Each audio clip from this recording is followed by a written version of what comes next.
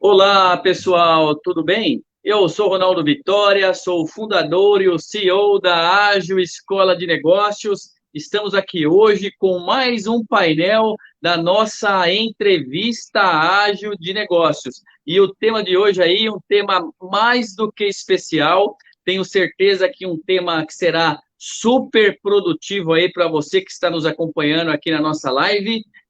O tema é neuromarketing, né? O que é, as técnicas e como usar essa técnica aí mais recente na área de marketing. Para tanto, né, convidamos aí um personagem, uma figura super ilustre aí na área da educação, o professor doutor Sérgio Inácio. É um grande prazer recebê-lo aqui. Já já eu vou passar a palavrinha aí para o nosso convidado. Antes, né, como de costume, nesse painel da entrevista ágil de negócios, eu gostaria de agradecer também aos nossos dois apoiadores aí, patrocinadores desse painel exclusivamente, né? Mandar um abraço lá para o Douglas Santos, da Ative Benefícios, Ative Vantagens, que também falou bastante aqui na nossa entrevista passada a respeito do case dele de pioneirismo e inovação. E também mandar um abraço, né, um agradecimento especial para a Priscila Biela, que é a nossa diretora de marketing, e cuida aí do marketing da escola lá pela PB Conecta. Legal. Essa live está sendo transmitida ao vivo pelo Facebook da Ágil Escola de Negócios e, como também de costume, será disponibilizada na sequência nas demais mídias sociais da escola e no nosso canal do YouTube. Professor Sérgio Inácio, é um grande prazer mesmo, né, recebê-lo aqui. Nós temos acompanhado aí o seu trabalho. Já tive o privilégio, inclusive, né, vou falar isso daqui ao vivo, de ser o seu aluno, né? Então você já foi o meu mestre realmente. A minha formação base ali de administração com habilitação em marketing. Eu sou muito grato aí, aprendi muito com você. Muito obrigado, viu, pelas duas coisas. Ô, meu amigo Ronaldo, obrigado pelas palavras. Eu que agradeço a oportunidade de poder falar de uma área de estudos, né, que eu venho desenvolvendo há já faz um tempo, que é o neuromarketing, e é um prazer estar aqui, é um prazer poder falar, né, dessa paixão que eu tenho, que é o neuromarketing, e também é um prazer enorme te reencontrar.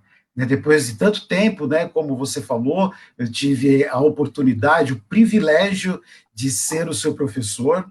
Né, você sempre foi um aluno extremamente dinâmico, diferenciado e muito inteligente. Sabe que para mim é uma das grandes felicidades que a gente tem com o professor é encontrar ex-alunos e encontrar eles bem, do jeito que você se encontra. Obrigado pelo convite, obrigado pela oportunidade, meu amigo. Legal, muito bom. Olha só, professor, ganhei meu ano, viu? Não preciso de mais nada.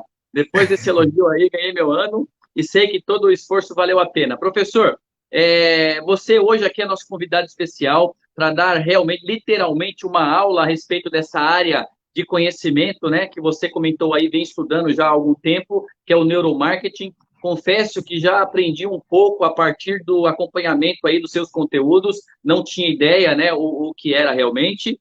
Eu gostaria, antes de fazer aí a primeira pergunta, pedir que o professor se apresente. Fale um pouquinho aí da sua bio, fale um pouquinho quem que é o professor, para quem não te conhece, por favor.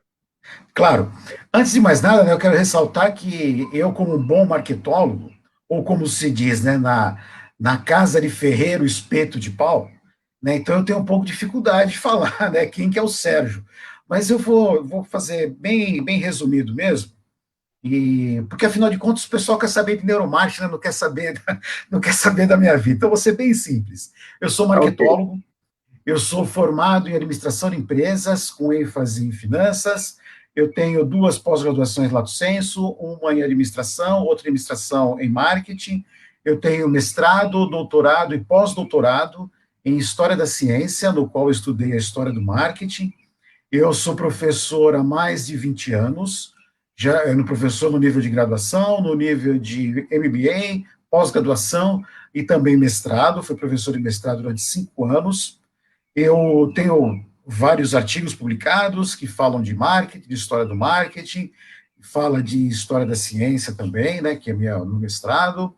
Eu tenho alguns livros publicados, eu tenho 2 livros que são, 3 livros que são de minha autoria única, e mais 4 livros que eles são feitos com outros professores, né, do qual fui coautor, 2 professores, e agora está saindo um novo livro que é exclusivamente de neuromarketing, estou aqui na fase final, e a nossa previsão é que até o final do ano ele já esteja disponível, que ele terá o nome de Desmistificando o Neuromarketing.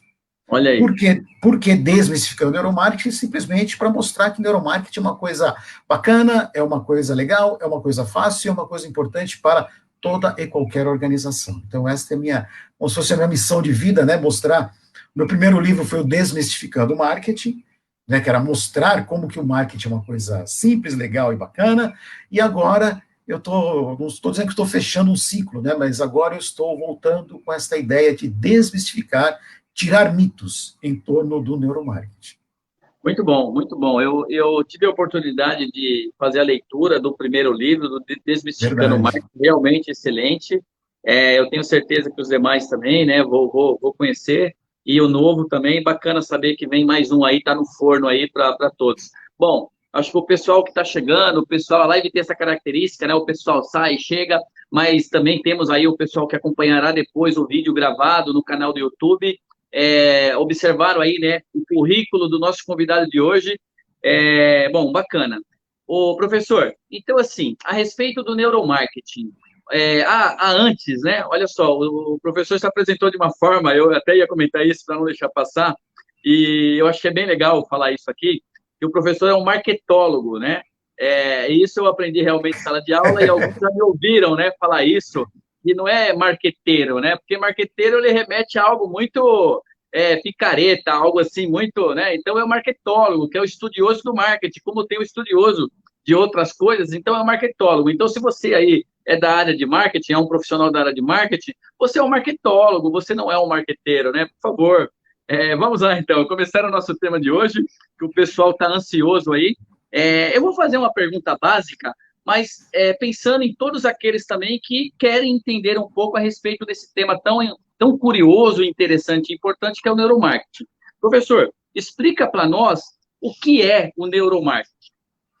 Vamos lá. O neuromarketing, ele é uma área de estudos dentro da disciplina do marketing, que ele faz o seguinte, ele utiliza de outras áreas de conhecimento que permitem entender um pouco mais o que se passa dentro da cabeça do consumidor. Isso é o neuromarketing. Então, é uma área multidisciplinar, no qual ele utiliza o conhecimento das neurociências, da economia comportamental, da psicologia social, da biologia, da antropologia, para tentar compreender o quê? O que se passa na cabeça do consumidor. Como que o consumidor ele responde a determinados estímulos mercadológicos. Esse é o objetivo. Por quê? Nós, como consumidores, nós temos muitos comportamentos que nós não conseguimos, de maneira lógica, racional e sistematizada, explicar. Em muitas situações de compra, por exemplo, você acha que o consumidor vai ter uma forma lógica e racional de agir no processo de compra e, de repente, ele age totalmente diferente do que você imaginou. Por quê? Por causa que esse nosso consumidor não é tão lógico. O nosso consumidor ele tem duas maneiras de pensar e de agir. Nós temos uma base lógica e uma base emocional. E, na grande maioria das vezes, esse consumidor ele age em bases emocionais, em bases não lógicas. Então, em determinados momentos, determinadas pesquisas, determinados desenvolvimentos de produto, nós acreditamos que aquele consumidor agirá ou terá comportamentos lógicos e facilmente mapeáveis. E não é desta forma que funciona. Então, o neuromarketing permite isso, permite com as ferramentas, né, que depois nós vamos nos aprofundar um pouquinho mais, ele permite com essas áreas de conhecimento você compreender um pouquinho algumas... Eu gosto de dizer que o neuromarketing permite ler respostas não verbais do consumidor. Esta aqui é o que seriam respostas não verbais. Eu pergunto, olha, meu amigo consumidor, você gosta desse produto? Ele fala, gosto. Mas na cabeça dele ele fala, não, esse produto não é tão adequado. Então o neuromarketing permite não responder adequadamente, mas nos dar muitos insights para você compreender o que realmente esse consumidor ele pensa. Então, o que seria? Resumindo, É uma área multidisciplinar que ele permite entender como que o cérebro permite dar insights, né? Porque entender, nosso cérebro é muito complexo para entender apenas com algumas áreas de conhecimento. Mas ele nos dá muitas ideias de como que funciona o comportamento do consumidor. Muito bom, Esse é o muito bom. neuromarketing. Olha só, interessantíssimo realmente. Professor, inclusive, eu vou fazer aqui algumas perguntas, claro, né, Claro. para mediar aí o nosso bate-papo, mas fique à vontade, né? Você é o especialista, tem o conhecimento e eu não quero deixar passar, né, a entrega desse conteúdo bacana para quem está acompanhando. Então, mesmo que eu não lhe pergunte, pode ficar à vontade, falar, explanar, que nós estamos batendo um papo, tá legal? Eu Beleza. perguntaria, né, eu perguntei o que eu acho que ficou bem claro aí com a sua explicação. Eu perguntaria como se aplica o neuromarketing, por exemplo, como aplicar, quais os benefícios. Então, se a gente puder bater um papo nesse sentido, acho que é legal que vai enriquecer. Vamos lá. Então, pegando esse gancho, né, que aí você me deu essa liberdade, obrigado, de poder explanar bastante em Sim, relação fica ao à vontade. neuromarketing. O neuromarketing, ele começa a ser utilizado. Eu comecei a estudar neuromarketing naquela época da FISO mesmo.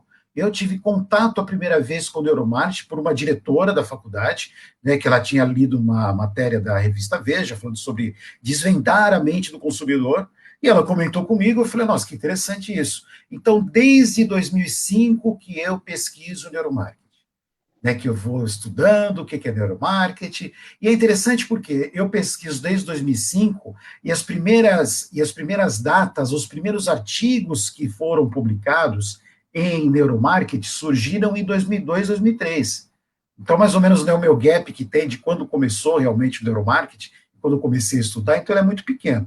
Então, ele começa desde 2002, né, o primeiro artigo que foi publicado falando em uma revista acadêmica, falando sobre neuromarketing, ocorreu em 2002, no qual eles fizeram uma pesquisa com os consumidores para saber qual que eram as preferências que existiam entre dois refrigerantes, né, que era a Coca-Cola e era a Pepsi. Por quê? É o famoso teste cego, né, que se tem algum aluno meu assistindo, ele vai lembrar disso, porque eu sempre comento esse teste cego, né, porque replicaram um experimento da década de 80, né, no qual a Pepsi fez um teste cego, né, ela deu um pouquinho de refrigerante num copo para um grupo de consumidores e um pouquinho no outro, sem que as pessoas soubessem o que tinha dentro desses recipientes. E a grande maioria das pessoas preferia o sabor que estava no recipiente da Pepsi. E aí eles fizeram o quê? Eles fizeram uma propaganda falando, a Pepsi, né? Olha que interessante, né? Sem saber a marca, os grandes consumidores preferem o sabor da Pepsi. E aí teve lá uma mudança drástica no mercado, a Coca-Cola lançou a New Coke, né, que foi um fracasso total, enfim. Foi um dos casos de neuromarketing, os casos de marketing muito famosos. E esse caso ele é tão interessante porque ele nunca saiu da cabeça dos pesquisadores em marketing. Esse teste ele é refeito em várias situações e foi refeito em 2001. Então, 2001, 2002, eles pegaram uma universidade na Inglaterra e fizeram o mesmo teste perguntando: olha, qual dos dois que você prefere? Deram um copinho para cada um e, de novo, a grande maioria das pessoas, elas preferiam o sabor da Pepsi. Aí eles fizeram, que aí surge o neuromarketing. Aí eles fizeram uma pequena mudança no experimento. As pessoas, eles deram um pouquinho, ó, isso daqui é Coca, isso daqui é Pepsi. Esta é a marca Coca-Cola, esta é a marca Pepsi. E essas pessoas, elas eram investigadas dentro de um aparelho de ressonância magnética funcional. Aquele aparelho que a gente faz o exame, que é daquele tubo enorme, né, que dá aquele desconforto. Por que eles fizeram isso? Fizeram isso para saber o quê? Quais áreas dos cérebros eram ativadas, ou melhor, recebiam maior oxigenação quando recebiam um estímulo de marketing. E aí perceberam o seguinte: quando as pessoas não sabiam qual era o produto, a maioria preferia Pepsi. Quando era dito, esta é Coca-Cola, esta é Pepsi, aí reverteu. Quase que 80% das pessoas preferiram a Coca-Cola. E foram descobrir por quê. Foram descobrir por quê. E quando eles fizeram o mapeamento do cérebro, eles perceberam o seguinte: quando a pessoa recebia o estímulo da Pepsi, a área do cérebro que era ativada, né, porque eu recebo um estímulo, aí eu começo a ter maior oxigenação no cérebro para mostrar qual que é a área que é ativada para ter determinados movimentos, percepções ou atitudes dessa pessoa. A área que recebia mais oxigenação eram áreas ligadas à razão. Qual razão? A lógica. As pessoas tentavam, de uma maneira não consciente, justificar o porquê que poderia escolher o sabor da Pepsi. Quando era a Coca-Cola, eram duas áreas que eram ativadas. A área da memória, as pessoas lembravam dos momentos importantes que eles tiveram ou se relacionaram com a Coca-Cola, e a área da emoção. A área da emoção. Ou seja, na batalha do nosso cérebro entre emoção e a razão, normalmente a emoção ela ganha. Mas aí levantou o quê? Todo esse experimento levantou um questionamento muito interessante. Eles pensaram o seguinte: se nós tivéssemos perguntado para o consumidor por que que você prefere a Coca-Cola ou por que que você prefere a Pepsi, será que eles saberiam verbalizar a opinião deles? Provavelmente não. Aí eles falaram: ótimo, olha que interessante. Existem respostas ou existem comportamentos que esse consumidor não consegue verbalizar o que ele sente. Ele não teria a capacidade de falar assim: olha, eu prefiro a Pepsi porque eu acho que o preço dela é melhor, ou eu acho que o gosto dela é melhor. Em contrapartida, eles não conseguiriam explicar por que da sua preferência a Coca-Cola. O vermelho Coca-Cola, a marca Coca-Cola, o som dos jingles da Coca-Cola, e até aquele barulhinho que a gente escuta quando tem o gás saindo, quando você abre uma garrafa de Coca-Cola. Então eles falaram assim: olha que interessante. E aí o que eles fizeram? Aí surge o neuromarketing. Aí eles pensaram, ou chegaram à conclusão: olha, existem comportamentos deste consumidor que, primeiro, não são lógicos, e segundo, não podem ser verbalizados. E aí eles começaram a pegar as técnicas das neurociências e começaram a aplicar no ramo do marketing. É assim que surge. E aí o que acontece, né? Pegando o gancho, Ronaldo, se você quiser me interromper alguma pergunta, fica à vontade, tá? Aí eles Imagina, pegaram. aluno não interrompe a aula. Aí eles pegaram o gancho, né? Que eles falaram: pô, olha que interessante, tem o quê? Aparelho de ressonância magnética funcional. Aí eles pensaram: existem outras técnicas utilizadas nas neurociências, na economia comportamental, que nós podemos utilizar para compreender essa caixa preta que é o cérebro humano? E eles começaram com várias técnicas. Então, tem o quê? Para que a gente possa compreender essas respostas não verbais do consumidor. Olha, tem em média, Ronaldo, mais ou menos umas 10 ferramentas que você pode utilizar no neuromarketing. Eu vou falar as mais comuns, e aquelas que as pessoas, né, que são as mais usuais no mercado. Então, eu tenho o aparelho de ressonância magnética funcional, que é aquele, né, que você faz o exame. Da mesma forma que você faz o exame, entra lá, ele vai medindo quais são as áreas do cérebro que recebem mais oxigenação. E aí, obviamente, com o protocolo médico, você fala: olha, foi a região setentrional esquerda do cérebro. Aquilo está relacionado ao quê? À emoção, ao prazer, ao medo, à angústia, à raiva. E aí você tem um panorama mais interessante. Como que você faz? A pessoa fica lá dentro do aparelho e tem um espelho, como se fosse um retrovisor de carro. Que a pessoa está lá, um espelho de carro, a pessoa está deitada e ela consegue ver qual é o estímulo. Esse estímulo pode ser uma propaganda, pode ser um logo, pode ser um estímulo sonoro. Eu posso colocar o jingle, uma música. E aí eu verifico quais são os sentimentos que tem por trás quando a pessoa se depara com esse estímulo. Outro aparelho que nós temos é de eletrocefalograma, que ele também parte do mesmo pressuposto, porque ele vai medir o quê? As variações, as sinapses elétricas que dá no nosso cérebro, né? Quando o nosso cérebro recebe um estímulo, tudo parte desse princípio. Eu recebo um estímulo, barra uma propaganda, um estímulo de marketing, e como que o meu cérebro reage para que eu tenha um determinado comportamento. E quando vai ocorrer essas sinapses do nosso cérebro, é uma carga elétrica que você tem de um neurônio para o outro.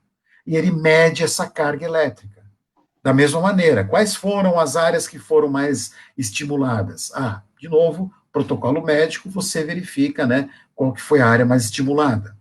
Você tem o eye tracking. O eye tracking, ele mede o quê? Movimentos oculares. Né? Movimentos oculares, então, por exemplo, eu estou de frente com uma propaganda, estou assistindo um filme, e ele vai medir o quê? Ele vai medir qual que é o ponto de uma propaganda que eu estou olhando. Se eu olho, por exemplo, o logo da empresa, se eu olho para o rosto daquele consumidor.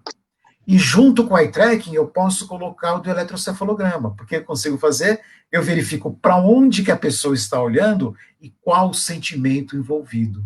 Então, eu consigo ter esses dois exames, né, sendo analisados. Eu posso utilizar também aparelhos que medem a temperatura da pele, né, porque a gente não fala que quando nós ficamos envergonhados, a gente fica ruborizado.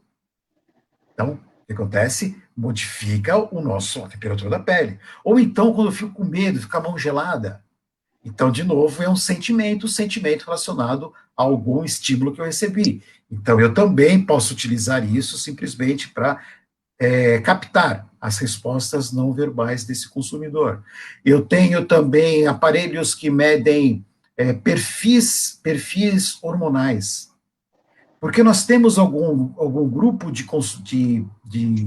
pesquisadores em marketing que eles acreditam que o consumidor ele é simplesmente uma máquina físico-química, biologicamente falando.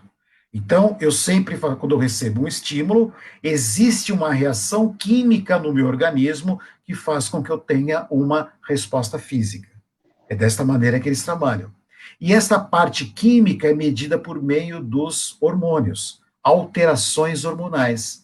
Então, também é uma pesquisa em neuromarketing que, por exemplo, vamos imaginar que eu tenho um grupo de pessoas que vão passar por uma pesquisa em neuromarketing. Então, antes de entrar para o experimento, você tira um pouquinho da saliva, guarda, aí a pessoa recebe os estímulos de marketing. Uma propaganda, talvez um ambiente que simule o ambiente de um supermercado, tocar um produto.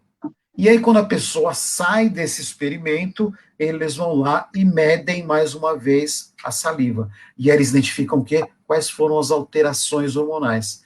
De acordo com essas alterações hormonais, está relacionado com determinados sentimentos ou percepções desses consumidores.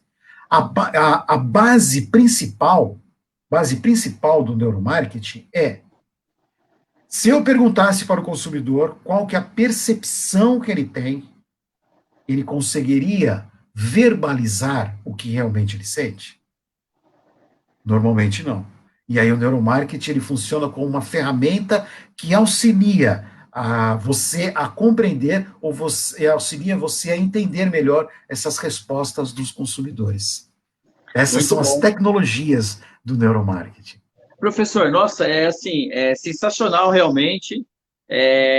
Muitas informações aí interessantes, importantes. Eu tenho certeza que quem está acompanhando, que já é aí talvez empresário, não importa aí se de pequena, média ou grande empresa, ou mesmo microempresas, né?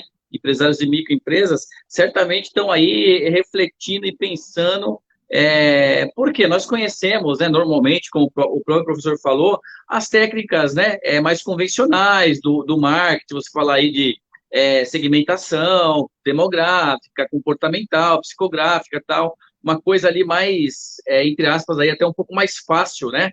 Pode dar É, trabalho, mas é um pouco mais fácil.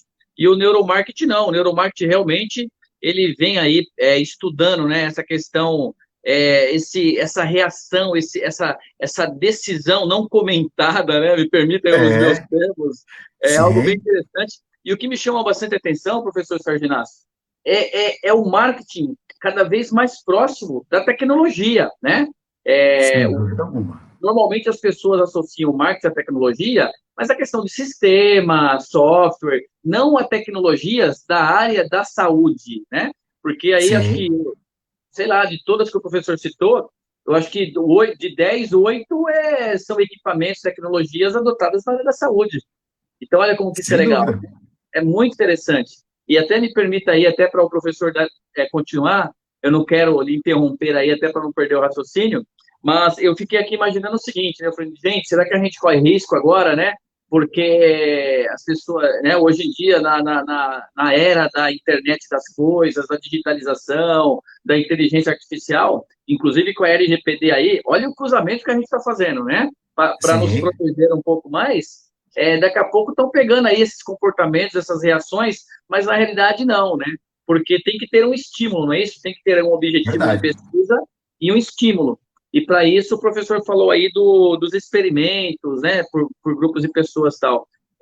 Eu atuei em segmento financeiro entre por 20 anos, não importa, Eu né? lembro, eu A lembro, época, lembro. por 20 anos. E mais ou menos ali em 2007, 2008, que pela sua explicação, o neuromarketing já estava mais fundamentado, né?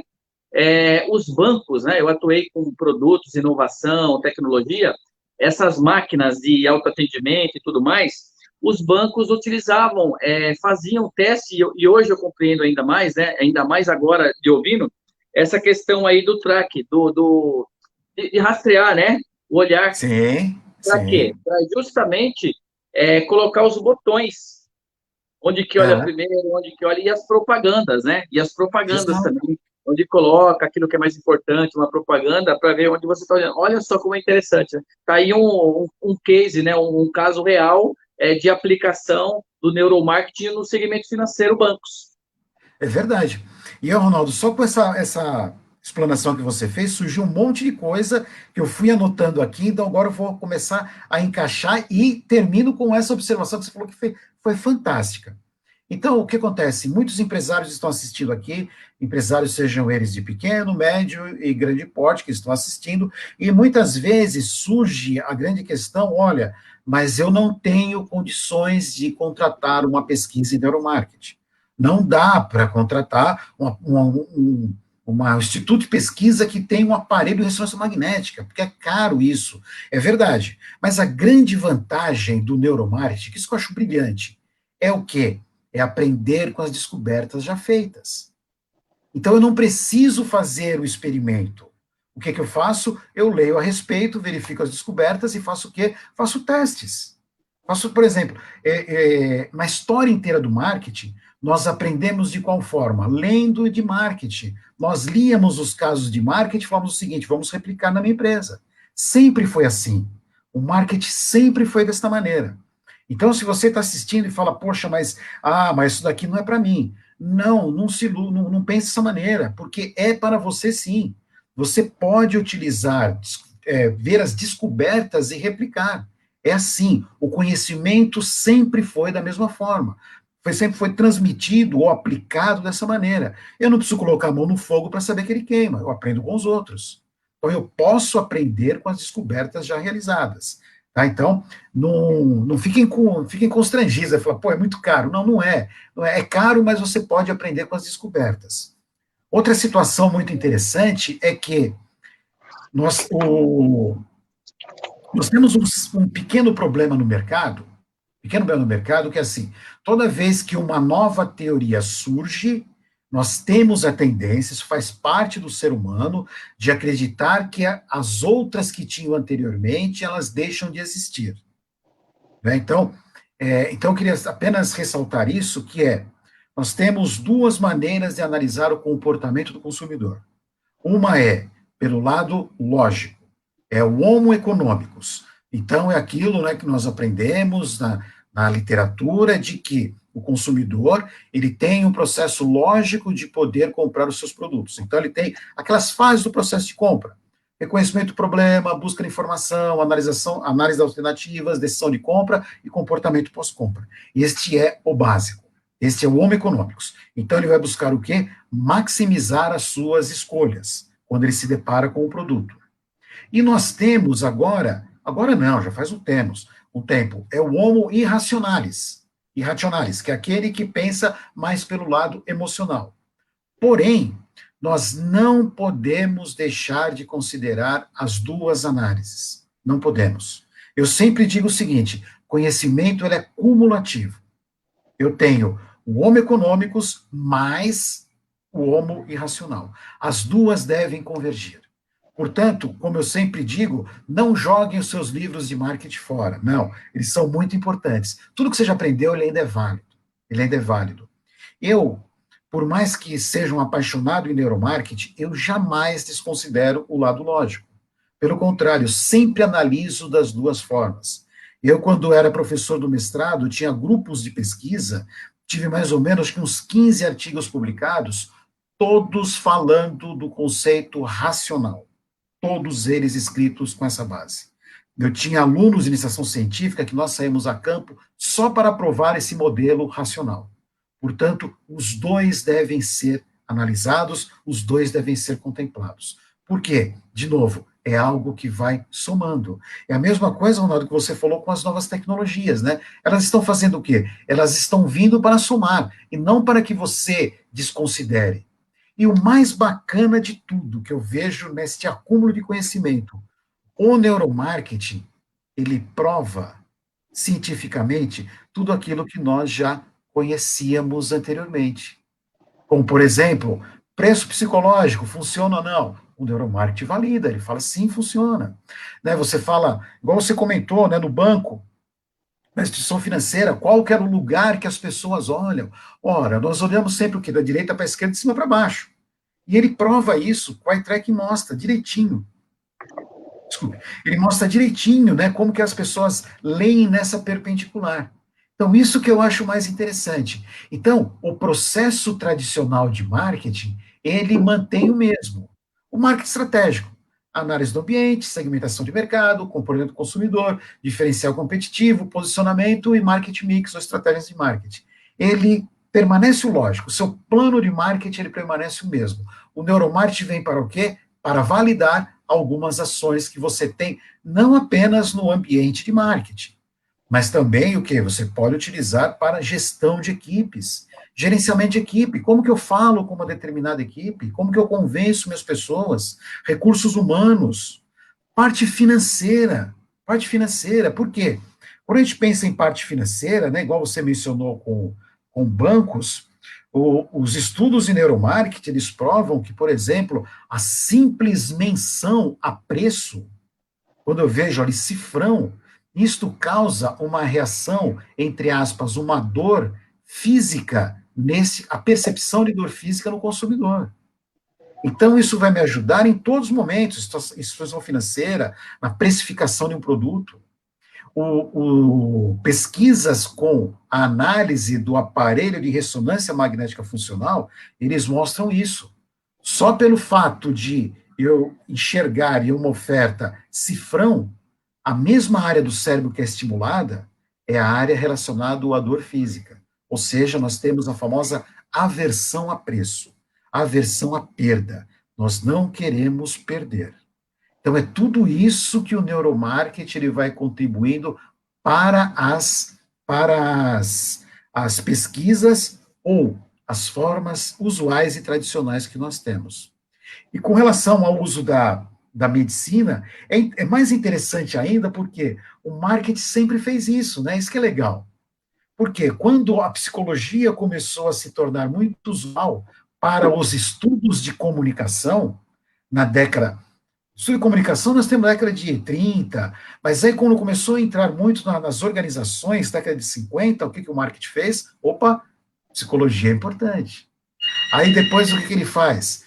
Ele pega uma outra. Desculpe, o telefone está tocando, mas deixa eu tocar aqui, perdão. Fica tranquilo. Aí ele pega, por exemplo, a sociologia começou a ser interessante para estudar o consumidor, ele foi lá e pegou também. Então, é muito interessante porque o marketing sempre teve desta habilidade. Agora, esta habilidade que nós temos de cada vez conhecer mais o consumidor, cada vez mais saber o que se passa na cabeça dele, né? Você pega hoje com a internet das coisas, né? Com inteligência artificial, isto é um perigo? Sem dúvida alguma, porque o conhecimento é um perigo, né? Como dizia o nosso grande amigo, né, o amigão da vizinhança, o Homem-Aranha, né, com grandes poderes vem grandes responsabilidades. É a mesma coisa que acontece. Porque o conhecimento, ele pode ser utilizado para coisas muito bacanas, para coisas muito boas, ou também para coisas erradas. Depende da mão, depende de quem usa. Porque sempre me perguntam, não é antiético você estar analisando o que a pessoa está fazendo sem que ela perceba? Né? Sempre me perguntam isso, não tem antiético. Mas nós costumamos fazer isso o tempo todo. Nós estamos dialogando com uma pessoa e lendo, de maneira consciente ou não, quais são o comportamento dessa pessoa, como que ela reage, as suas feições, como que ela se porta. A gente já faz isso. Agora, a gente faz isso com boas intenções. E se a empresa fizer isso com boas intenções, eu também não vejo problema algum. Não vejo problema algum. E quem sabe, Eu penso da seguinte maneira, para mim, o que é marketing? Para mim, marketing é a satisfação das necessidades e desejos dos consumidores e, principalmente, torná-los pessoas melhores. Para mim, isto é marketing. Tá? Porque eu tenho que ter uma empresa, eu tenho uma empresa de educação, e essa empresa de educação, qual que é o propósito dela? Fazer que as pessoas melhorem, que as pessoas progridam, que as pessoas tenham, sabe, um horizonte. Isto é tornar as pessoas melhores. Para mim, isso é marketing. Se sua empresa não pensar em tornar os consumidores melhores, então não é marketing, é outra coisa que você está fazendo. Para mim, esta é a ideia que eu tenho. E se eu utilizar estas pesquisas para, assim, ajudar as pessoas a se tornarem consumidores responsáveis, éticos e melhorar a vida deles, fantástico. Para mim, você pode utilizar o neuromarketing, que eu não vejo problema algum. Sensacional, uma bela definição de marketing aí. Depois até vou recuperar o vídeo aqui para a gente colocar isso daí nos comentários aí, sua autoria, colocar essa definição aí que realmente ela é completa e ela é rica, né? Ela é rica porque realmente toda empresa, claro, todo CNPJ, ele tem ali sua finalidade lucrativa, mas essa definição que vem do marketing sua, ela acaba mostrando também esse valor muito importante de se preocupar realmente com o cliente, com o consumidor, e vender, mas vender algo que realmente lhe agrade, que traga qualidade, que ele fique satisfeito, né? E é muito legal. E com relação ao neuromarketing, eu achei interessante também essa questão de transferir a análise de um produto, ou mesmo de um serviço, mas principalmente de um produto, para a questão de uma equipe, por exemplo, ou de colaborador, né? Em geral, via área de RH. Então, assim, de repente uma área não está funcionando muito bem, por exemplo, né? E você quer entender um pouco, só que essa resposta não vem com o verbal ou com as ações vistas ali, né? Então, de repente, isso está oculto, isso está no não verbal, nas emoções, e o neuromarketing aplicado aí na área de RH de forma legal, né, de forma correta, claro, para avaliar, para identificar a causa, talvez, aí dessa situação, desse problema, no caso, e trazer as melhorias, né, para o próprio funcionário, diga-se. Eu achei muito interessante essa transferência também, não olhar só para um produto, mas olhar também para a pessoa. Porque, veja, já estamos agora na área de RH. Quer dizer, agora Aham, já juntou é, um conceito do marketing, né? Vamos colocar assim, com a tecnologia, com equipamentos, ferramentas da saúde, só que agora nós já estamos dentro da área de RH. Então veja a abrangência disso. é verdade, porque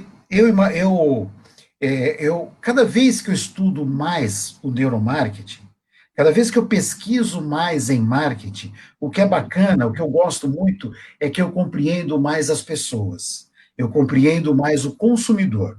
Porque meu objetivo principal em todas as pesquisas que eu faço é isso, é compreender o consumidor. E aí, quando eu começo a estudar o neuromarketing, não tem jeito, eu acabo caindo em duas áreas, que é a economia comportamental, e eu acabo caindo principalmente em antropologia. Um dos conceitos, quando a gente pega na antropologia aplicada ao consumo, ela parte do quê? De que nós ainda temos muitos comportamentos que são herdados dos nossos antepassados. Porque a configuração de nosso cérebro, nós temos aqui o nosso cérebro mais antigo, que Freud falava que era o cérebro reptiliano, depois ele tem aqui o cérebro mediano, né, que é relacionado às emoções, e depois nós temos o cérebro mais recente, que é mais pela parte lógica. O nosso cérebro mais antigo, o cérebro reptiliano, que é lá dos nossos antepassados das savanas, eles tinham basicamente, ele foi composto, ele foi direcionado ou construído para três emoções básicas, que é lutar, fugir ou congelar.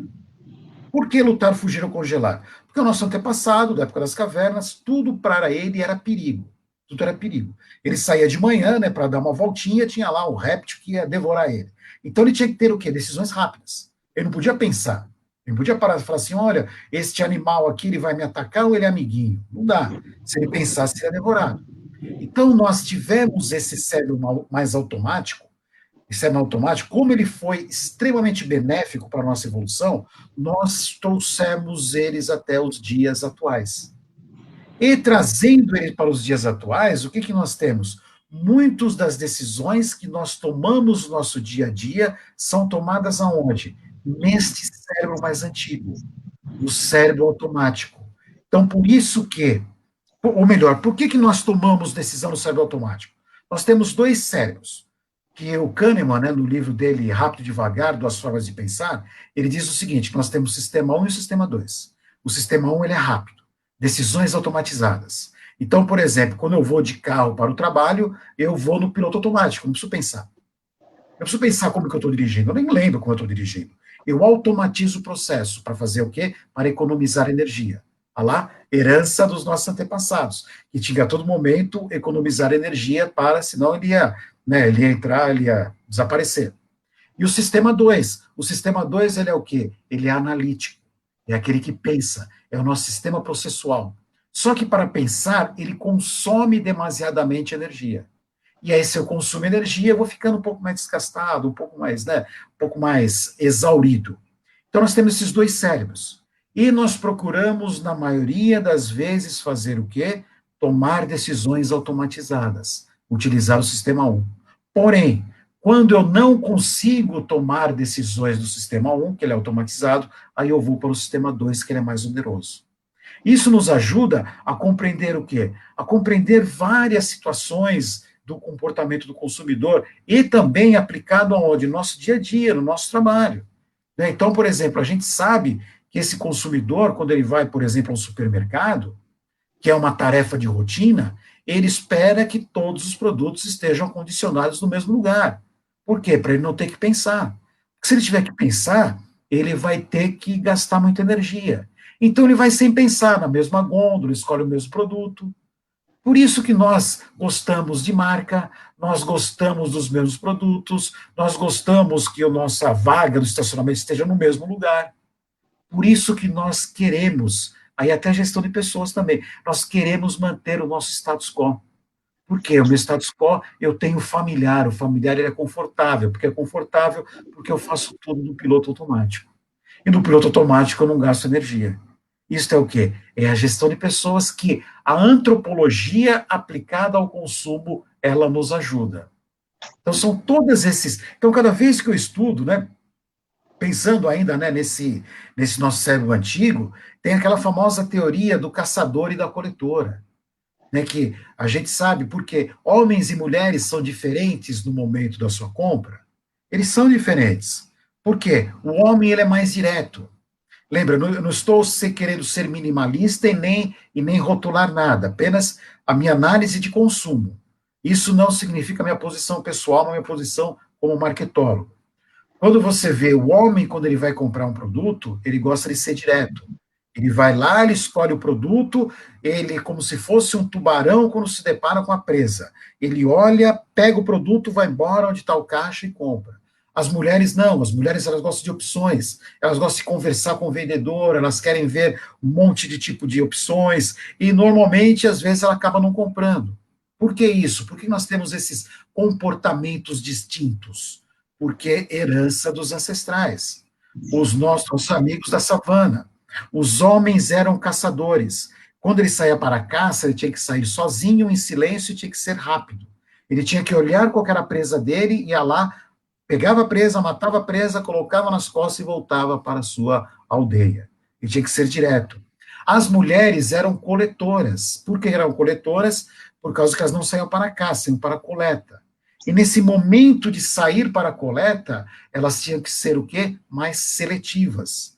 O que é ser seletiva? Se ela se deparasse com uma árvore de frutos, ela não podia ser igual ao homem, vai lá, pega e vai embora. Não, ela tinha que ir lá, selecionar qual o melhor fruto, aquele que não fosse envenenado, aquele que fosse realmente saudável e levar para a sua tribo.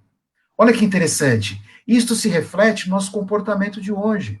Por isso que o homem é direto, porque ele é o quê? Ele é caçador. Ele tem visão de funil, só consegue ver uma coisa. A mulher não, a mulher é seletiva. E sabendo que ela é seletiva e que o homem é direto, todas as estratégias que você vai fazer em termos de atrair ou de tornar a sua marca relevante, tem que pensar nisso. Se você vende para homem, tem que ser direto. Se você vende para a mulher, tem que ter opções. Se você vende para o homem ele não tem, ele tem, mas não tão forte como a mulher, por exemplo, a empatia.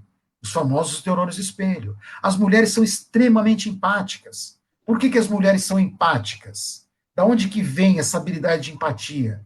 Vem também das nossas amigas da savana, porque, olha só, a mulher, quando ela dava luz, olha a magia que tem de entender o funcionamento das pessoas e aplicar depois na área do consumo, obviamente, para tornar as pessoas melhores. Por que as mulheres são mais empáticas?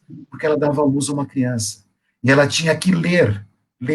Ela ler, né, não conseguia ver verbalmente. Ler só pela fisionomia da criança, se ela estava com fome, com dor ou outras coisas mais. Isso tornou as mulheres mais empáticas. Por isso que quando você tem no estabelecimento comercial, vendedor é fundamental para a mulher, porque a mulher gosta de conversar, porque ela é mais empática. Os homens, quando eram mais para trabalhos braçais, construir ferramentas, construir armas, então ele é mais analítico.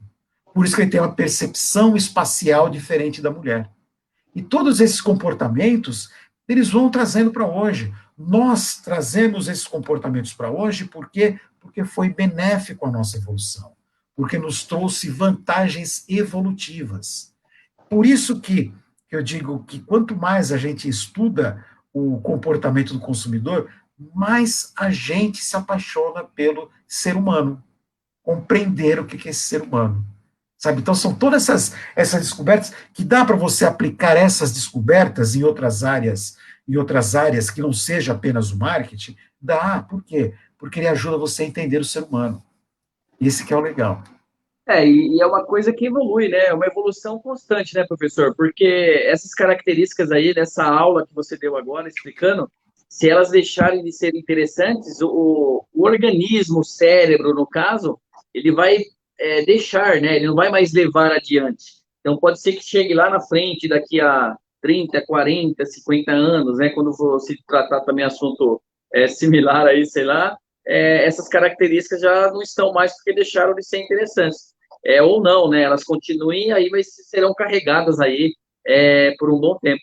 Mas é realmente uma excelente análise. Olha só, nessa audiência rotativa aí da internet, né? Como a gente costuma brincar aqui, estamos aqui hoje com a nossa live, né? A nossa entrevista ágil de negócios. O tema de hoje é o neuromarketing, né? O professor doutor Sérgio Inácio é o nosso convidado especial de hoje, está dando aí literalmente uma aula a respeito dessa área do conhecimento ou dessa técnica, né? Me corrija se tiver errado, né? Chamar assim, e está explicando tudo. O professor, eu gostaria de perguntar o seguinte, né? Em algum momento aí o professor falou que esse tipo de pesquisa realmente ele pode ser, né? Dependendo da situação, necessitar de um investimento maior, de um orçamento maior. Porém, né? É possível sim trabalhar aí com resultados de pesquisas similares àquela que você precisa e você trabalhar a partir de um resultado já obtido. Eu não sei, existe alguma fonte segura, claro, onde, ao invés só do Google, né, Google lá, ó, pesquisa tal, existe alguma fonte que o professor recomenda? Existe. Então, apenas de novo pegando o gancho, né? Essa coisa de professor, de gosta de pegar esses ganchos para falar, esses comportamentos é uma situação muito legal. É uma situação muito legal, é muito interessante, porque nós temos uma configuração física do nosso cérebro que nos ajuda a processar determinadas informações. Então, a gente faz o quê? A gente recebe estímulo, o estímulo do ambiente, a gente processa esse estímulo e aí a gente tem determinadas respostas. É dessa maneira que funciona. E aí eu falei que nós ainda mantemos comportamentos nossos amigos das savanas, nossos antigos antepassados caçadores e coletores. E a grande questão é, com toda esta tecnologia que nós temos hoje, essas mudanças radicais, este comportamento ele mudou? Pensando de uma maneira bastante direta, a gente pode falar sim, mudou, porque foram mudanças radicais que nós temos no relacionamento entre empresa e consumidor. Porém, eu sempre defendo esta tese. O ambiente mudou. A evolução social é muito mais rápida do que a evolução humana. Porque os comportamentos mudam de década a década. As tecnologias avançam de década a década. Só que, para que exista uma mudança em termos do processamento do cérebro, teria que ter uma mudança fisiológica. E essa mudança fisiológica, ela demora muito tempo para que ela possa ocorrer. Por isso que, mesmo com todas as tecnologias que nós temos à nossa disposição, nós ainda mantemos esses resquícios do caçador e da coletora. Por quê? Do mesmo jeito que eu tenho todas as vantagens do digital, de poder comprar, eu ainda penso com o sistema 1, eu ainda penso de maneira automatizada, eu ainda penso em termos de escassez, eu ainda acho que nós não teremos todos os recursos disponíveis para a sobrevivência. Eu ainda mantenho todos aqueles pensamentos, isso é muito interessante, porque o digital, ele permite o que eu sempre digo, ele potencializa as estratégias tradicionais que nós temos. Ele intensifica relacionamentos. Quais relacionamentos? Aqueles que nós já temos. Portanto, por mais que existam todas essas mudanças, nós não conseguimos acompanhá-las. Então, a gente mantém aquele pensamento muito antigo. Tá? Então, é legal isso, né? Acho muito, muito bacana. É muito interessante. Em relação às fontes de pesquisa, as fontes de pesquisas que eu tenho é o seguinte: primeiro, livro. Livro. Livro, livro, livro. Depois você pode deixar o meu contato, o meu e-mail, quem tiver interesse sobre biografias em relação, bibliografias, né, em relação a neuromarketing, eu tenho uma série de livros. Em relação a sites, eu tenho alguns sites americanos, né, o Roger Dooley é uma fonte muito interessante de neuromarketing. Ele tem o livro Como Influenciar a Mente do Consumidor Sem Descobertas de Neuromarketing. Inclusive, vou até mostrar alguns livros aqui, que eu sempre deixo à mão, né, que eu uso para minhas pesquisas. Então, né, ele é um livro interessante. Eu estou sempre publicando no meu blog, sempre no meu blog eu coloco, né, matérias de neuromarketing. Aqui no Brasil tem um instituto que é muito legal, quem quiser cursos de neuromarketing, que é o IBN, é Instituto Brasileiro de Neuromarketing. Eu tenho três ou quatro lives, eu tenho um curso lá de brand sensorial que eu dou. Agora vai ter um congresso muito bom de neuromarketing gratuito, ele vai trazer até palestrantes estrangeiros, e na sexta-feira, acho que é dia 27, se não me falha a memória, eu vou falar sobre brand sensorial também. E as fontes de pesquisa, basicamente é essa que eu uso. Eu uso, Legal. então, Tá ótimo. artigos acadêmicos. Olha, então, se puder dar algumas dicas de leitura, Claro, pô, professor. ó, esta série para dummies, ela é muito interessante. Você está dando para ver, Sim, Neuromarketing for sim. Dummies. Esse livro aqui é bom demais, bom demais. Esse daqui foi o primeiro que ele fala, o Gerald Saltman é um dos primeiros pesquisadores em neuromarketing. Esse daqui é bacana. O primeiro que eu dou dica é assim, ó, se você quiser saber do Beabá, que é aquele livro que acabou sendo a Bíblia quando a gente pensa em neuromarketing, não quer estudar neuromarketing, começa por esse livro, que ele foi responsável por popularizar o neuromarketing no Brasil, é esse daqui, A Lógica do Consumo, A Lógica do Consumo. Esse daqui ele popularizou o neuromarketing. E tem mais outros, depois eu posso dar uma sugestão. E tem o meu também, né, depois, se vocês quiserem. Então, mostra, professor. Tá aí o seu? Não, então, porque ele ainda tá na Ah, tá. gráfica. Tá no Está forno, tá no forno.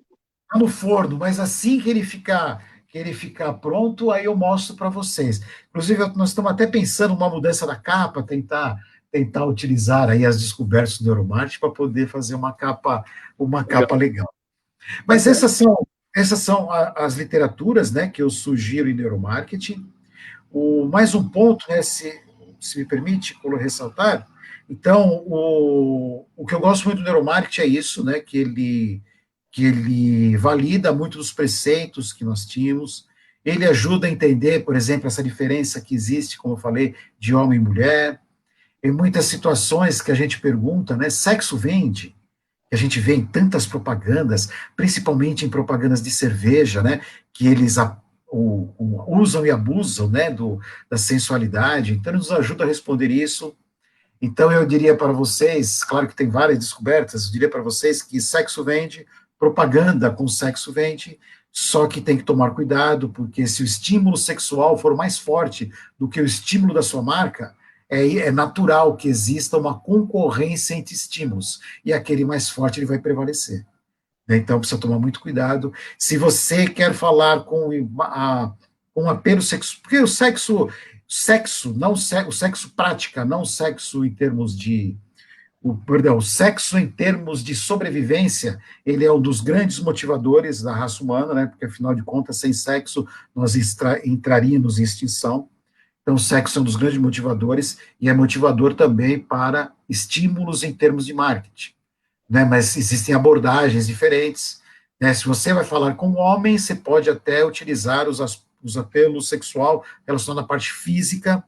Se você fala com a mulher, aí você tem que trabalhar mais o romantismo, mais imagens abstratas e não imagens concretas, não é? A nossa aversão em relação a preço, ele também explica. A nossa incapacidade de numerais, né? Nós temos dificuldades com porcentagem, o neuromarketing também explica.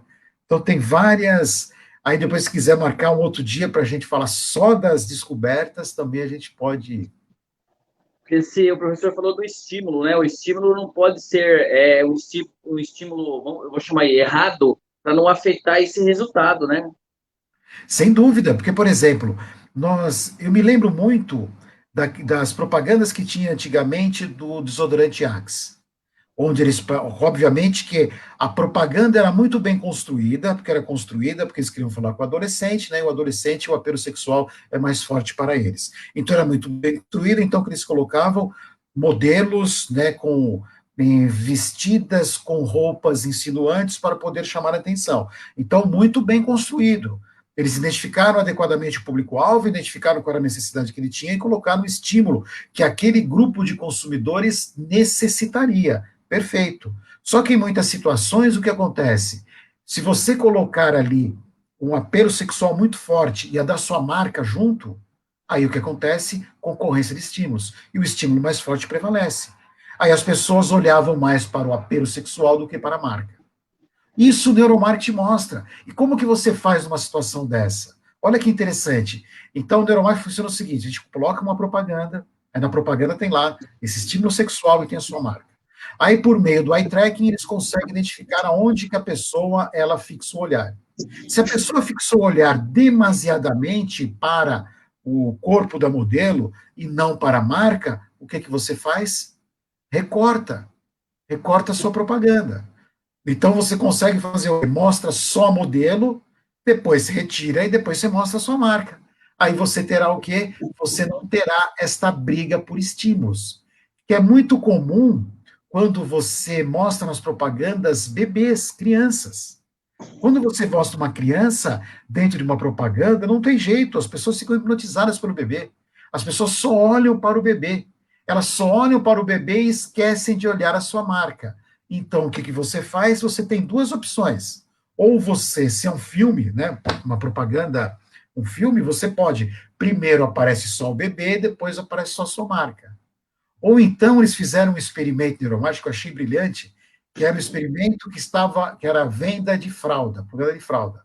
Então aparecia um bebezinho todo bonitinho de um lado, era uma propaganda, né, com imagens, né, não era um filme, o bebezinho todo bonitinho de um lado, no outro canto tinha a descrição da propaganda, um conjunto de fraldas e embaixo tinha o logo da organização, o logo da empresa. Só que o bebezinho era tão bonitinho que com o eye tracking mostrava que as pessoas olhavam só para o bebezinho. E pouco liam em relação à mensagem da empresa. Ou seja, a propaganda não era eficaz. O que, que eles fizeram? Uma pequena modificação. Pegaram o rosto do bebê e viraram o rosto do bebê como se estivesse olhando para a mensagem. Aí eles conduziram a atenção do consumidor. Então, os consumidores automaticamente olhavam para o bebê. Onde que o bebê está olhando? Para a mensagem? Eles iam para a mensagem. E aí teve o quê? A eficácia da propaganda foi de uma maneira exponencial, foi aumentar de uma maneira exponencial. Aí eu volto de novo àquela ideia.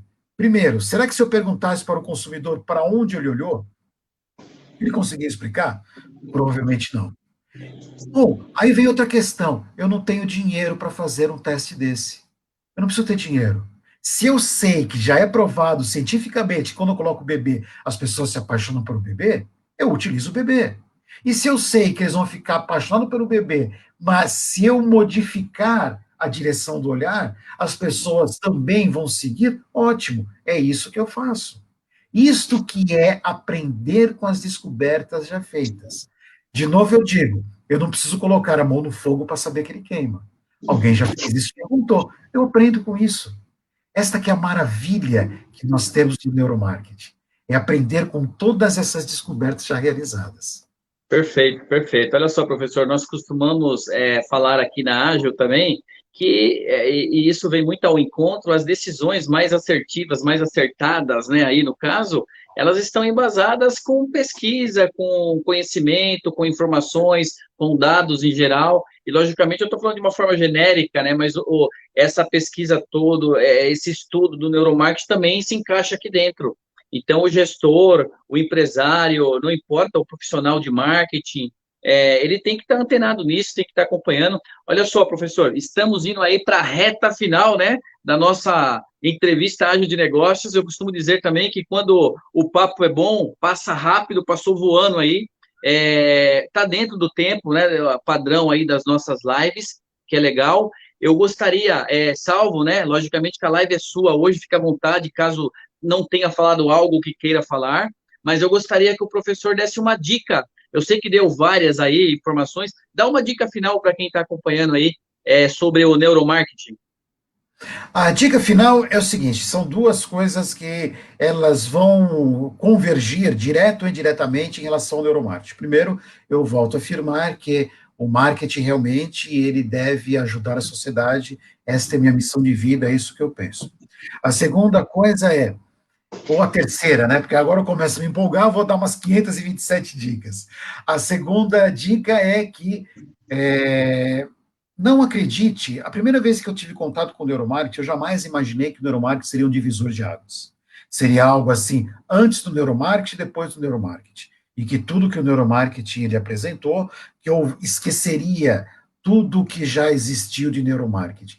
Eu costumo dizer o seguinte, não, o neuromarketing é um acréscimo de conhecimento e o mais brilhante do neuromarketing. Ele prova o brilhantismo dos pesquisadores que existiram antigamente. Porque todas aquelas teorias que existia, entre aspas, só no papel, o neuromarketing comprova cientificamente. Então, sabe, ele prova o brilhantismo de todos os nossos gurus, né, os gurus que eu sempre tiro o chapéu, todo momento que eu posso, que eles escreveram a respeito de marketing. E a terceira dica é, primeiro, a dica que talvez seja mais importante, foque em seu consumidor. O consumidor, ele é o mais importante da sua organização. O consumidor é rei? Não, o consumidor não é rei, ele é mais do que rei. Ele é o imperador mor da sua organização. Por quê que é o imperador mor? Porque é ele é o motivo de existência da sua empresa. E o neuromarketing ele nos ajuda a fazer o quê? A entender tudo aquilo que este nosso rei, nosso imperador mor, ele deseja. E o neuromarketing é fantástico porque eu posso utilizar ele para potencializar mensagens publicitárias. Esta propaganda da fralda que eu comentei. Ele pode nos ajudar a modificação de embalagem. Eu quero mudar a embalagem. Qual que é a embalagem mais chamativa no ponto de venda? Então, eu consigo fazer isso. Ele pode nos ajudar, por exemplo, no ato de você destacar mais o logo, destacar mais, talvez, a cor, a psicologia das cores. Ele nos ajuda a entender estratégias do seu digital, da sua plataforma digital, qual que é a melhor cor, aonde que o consumidor ele olha, quais são os processos que ele tem que passar. Se ele passa por processos demasiadamente, o que vai acontecer? Ele vai usar o sistema 2, que é pensar pelo lado da lógica, pelo lado da razão. Aí ele consome muita energia, ele vai acabar desistindo. Ele vai nos ajudar para ações no ponto de venda físico. Como que eu categorizo o produto? Onde que o consumidor olha na gôndola? Qual que é o espaço mais adequado para ele? Onde que eu coloco caixa para ele poder pagar? Então, por exemplo, os ramos que existem para que você estude, para que você conheça o neuromarketing e, consequentemente, a sua aplicação, eles são, sabe, enormes, enormes. Tem muita coisa descoberta para descobrir e para ser aplicado. Então, o ramo do neuromarketing, ele é fantástico. E ele converge também, ou deságua, em outras áreas, né? Nos ajuda a entender um pouco de brand sensorial, marketing multissensorial, psicologia das cores. Então, sabe, é uma área de conhecimento dos consumidores muito bacana e muito legal. É uma área de conhecimento super ampla, né? Excelentes dicas, viu, professor? Muito Mas não acabou, não. Peraí, segura um minuto aí. Professor, então agora, né, após essas dicas aí ótimas, dá um recado agora do professor Sérgio Inácio, um contato. Pode deixar o seu recado mais pessoal aí, profissional, fique à vontade, tá? obrigado, obrigado, Naldo. Olha, quem tiver, o que eu poderia deixar de recado para vocês, eu deixo o meu e-mail, caso vocês queiram mais dicas, né, queiram saber um pouco mais sobre neuromarketing, vocês podem entrar em contato comigo. O meu e-mail é bem simples, é slmarketing@uol.com.br. Aí, quando mandar e-mail, acho que talvez seja um contato mais rápido. Aí lá tem o meu Facebook, tem o meu Instagram, tem até o meu site, se quiser entrar, também é fácil, é sergioignacio.com.br. E o blog, o professor falou do blog, Então, o blog pode entrar lá no site, que tá? é porque como que eu trabalho? O que eu coloco lá no site, eu trago para o blog também.